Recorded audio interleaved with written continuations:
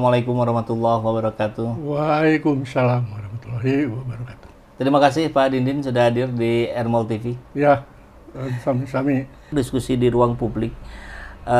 Pak, tadi siapa pencetus kegaduhan ini? Satu, ada yang mendiskusikan, yaitu Dian tadi. Karena dia memposting di X, kader PSI itu, dan dia mengatakan bahwa inilah ijazah aslinya Jokowi. Iya, Maka gitu kalau nggak salah begitu, Pak.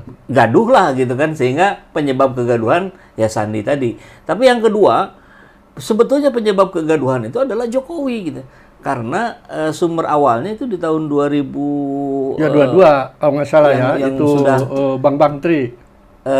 di Universitas Islam Indonesia, Pak. UI. Saya udah agak lama juga, 2013 14 lah. Ya. Yang mengatakan di sampingnya ada Pak Mahfud, Pak Mahfud ditanya, Pak Mahfud berapa IPK-nya?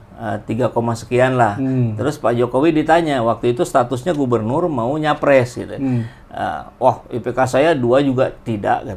Artinya kan di bawah 2. Nah, kata-kata IPK saya di bawah 2 ini katanya yang juga menjadi sumber pemicu kegaduhan, karena di mana-mana Kemendikti pun menyatakan IPK di bawah 2 itu tidak lulus. 2 itu tidak. Ya, tidak lulus, dan apalagi UGM gitu dengan kredibilitas yang tinggi. Kalau tidak lulus dapat ijazah, kan jadi nah ini awal kegaduhannya katanya. Bahkan Rocky Gerung juga sempat menyampaikan, udah digugat aja sebagai pembuat kegaduhan ya Jokowi katanya. Gimana menurut Pak Dindin? Ya, kalau kita berangkat dari tadi ya, ketika ada dialog dengan Pak Mahfud mengatakan di bawah 2, ya itu bisa bergurau, ya bisa juga tanpa sadar secara serius ya, menginfokan itu.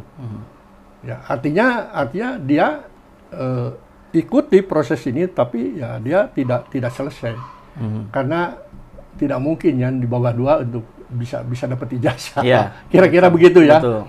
Ya, masih ada 2 kemungkinan kan. Artinya bisa aja mengatakan bahwa itu saya bergurau aja. Nah, tapi semua itu nanti bermuara pada bukti. Ijazah yang dianggap asli oleh Pak Jokowi itu yang harus dibuktikan gitu kan. Sebetulnya itu yang penting. Soal kegaduhan, saya sudah cukup lama mengatakan bahwa alasan kegaduhan oleh Pak Jokowi itu baru muncul sekarang sih sebetulnya. Baru muncul sekarang, terakhir. Nggak tahu dari mana ide kegaduhan itu muncul. Apakah dari sekelilingnya atau Pak Jokowi sendiri ya, bahwa ini ada kegaduhan nih, terus-menerus tuh soal ini ya. Loh, kalau merasa gaduh ya dari dulu dong, Bang Tri paling tidak ya. Betul. Ya, kalau di waktu Pak dengan dialog dengan Pak Mahfud itu tidak menimbulkan kegaduhan, cuma pertanyaan biasa lah. Masih senyap, muncul pertanyaan-pertanyaan, loh kalau begitu nggak lulus dong, kan kayak gitu. Kalau setelah Bang Tri kan memang Bang Tri menyerang, dalam tanda kutip, minta supaya dibuktikan bahwa ijazahnya palsu. Karena menurut versi Bang Tri, bahwa dari hasil penelitian investigasi juga dia seorang jurnalis ya, investigasi jurnalis dia. Nah, itu diduga juga ya palsu. Nah, di situ mulainya. Sudah cukup lama kan, kalau nggak salah di 22 atau berapa ya, itu berapa tahun. Nah, kalau bicara gaduh, dari situ udah mulai gaduh. Apalagi dia waktu itu udah jadi presiden. Betul. Lagi dalam posisi menjabat presiden. Nah, betapa itu tidak bagus ya, tidak eloknya presiden sekian tahun terus dieyel dalam tanda kutip dikejar untuk memperlihatkan ijazahnya itu seperti apa, palsu atau tidak, itu sekian tahun. Lah, apa ini nggak gaduh dan itu tidak berpengaruh pada dirinya? Kok dibiarkan gitu? Kok baru sekarang istilah gaduh muncul? Jadi kalau banyak orang mengatakan, termasuk Megawati kan terakhir ya kalau memang ada yang perlihatkan aja gitu loh. Kan gitu, perlihatkan aja. Oh, misal begini nih Kak Ipu, misal ya saya kan presiden, tidak semudah itu memperlihatkan hak privasi saya terkait dengan punya saya ini seperti ijazah ya. Dia kan presiden, dia pejabat publik ya.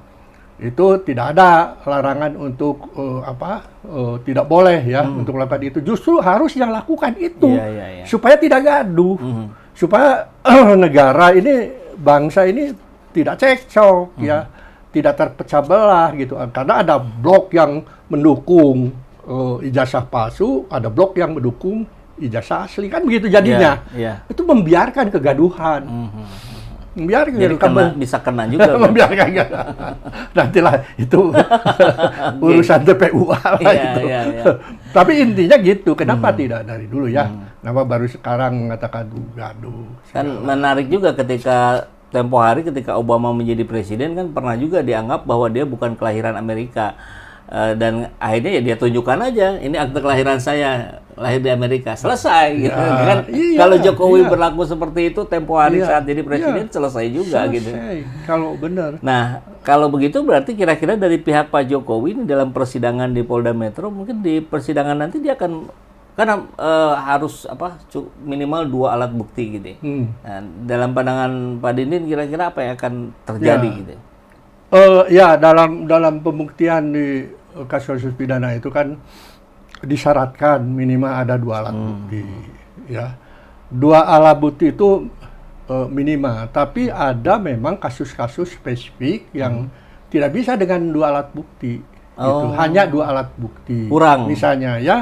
Misalnya begini, itu terutama dalam kasus yang butuh kaitannya dengan hasil laboratorium kriminologi, butuh kaitannya dengan saksi ahli. Nah, ini biasanya di kontek-kontek seperti ijazah gitu ya kan tadi, atau sertifikat segala macam. Itu sebuah keharusan. Bukan hanya alat 2 bukti. Misalnya 2 alat bukti itu misalnya begini.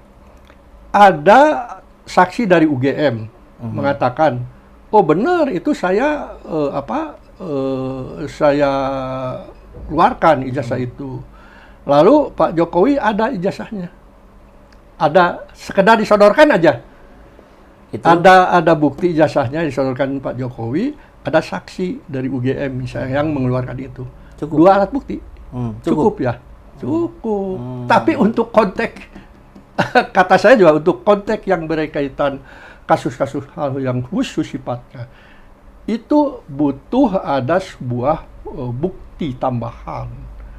Bukan sekedar saksi ahli, tapi pernyataan ini tidak ada saksi ahli nih. Ini tidak ada saksi ahli kan sekarang. Seandainya. Kalau dua alat bukti cukup dong dengan ijazahnya Pak Jokowi serahin. Nggak usah klaim kemana-mana, serahin aja. Betul nggak?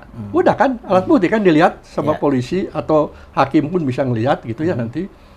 Terus ada saksi yang memberikan gitu ya. 2 alat bukti. Cukup. Untuk kasus-kasus hal khusus tidak demikian. Nah, kenapa? Karena ini kaitannya dengan masalah keaslian yang hakiki dari sebuah bukti yang disebut dengan tadi barang-barang berharga yang punya nilai-nilai harga tertentu yang butuh sebuah penelitian lebih jauh, pengujian lebih jauh, ya. Ya seperti tadi sering kita dengar kan kasus ramai ribut soal sertifikat, ya. Betul nggak? Sertifikat bodong lah segala macam. Nah itu semua harus diteliti itu. Benar nggak tuh asli tidak sama, ijazah juga sebagai barang berharga begini harus dilakukan. Jadi kalau saya punya pendapat ya, bahwa nanti mestinya tetap Pak Barreskrim itu harus meliti itu ke Labkrim, ya, untuk terkait dengan digital forensiknya. Bahkan untuk lebih kuatnya mestinya ada saksi ahli. Nah di lain pihak juga sama. Nah, pihak yang sebut saja sekarang grupnya TPUA dengan grupnya Pak Rismon CS itu juga sama. Berhak juga untuk mengcounter, ya. Tadi mengcounter keobjektifan soal hasil Labkrim. Ya bisa aja, itu boleh aja sih. Ya walaupun itu sebetulnya memang banyak orang mengatakan kalau tidak percaya kepada Labkrim, pada siapa lagi? Katanya kan begitu kan? Ya persoalannya ya bukan semudah itu. Ini kasus bukan kasus biasa. Ini kasus melibatkan orang besar dalam tanda kutip. Yang sekarang masih ada cengkeraman, ya kukunya ke bawah. Yeah. Nah akibatnya ya itu tadi belum sudah dicurigai. Makanya ini butuh keberanian ya dari Barreskrim, dari kepolisian untuk betul-betul bertindak objektif, seobjektif-objektifnya. Saya juga tidak yakin ada yang mengatakan, ini walaupun ada hasil algoritma ini tetap aja, ya itulah memang. Tapi kalau saya berharap ya itulah, upayakan maksimal seobjektif-objektifnya lakukan ini.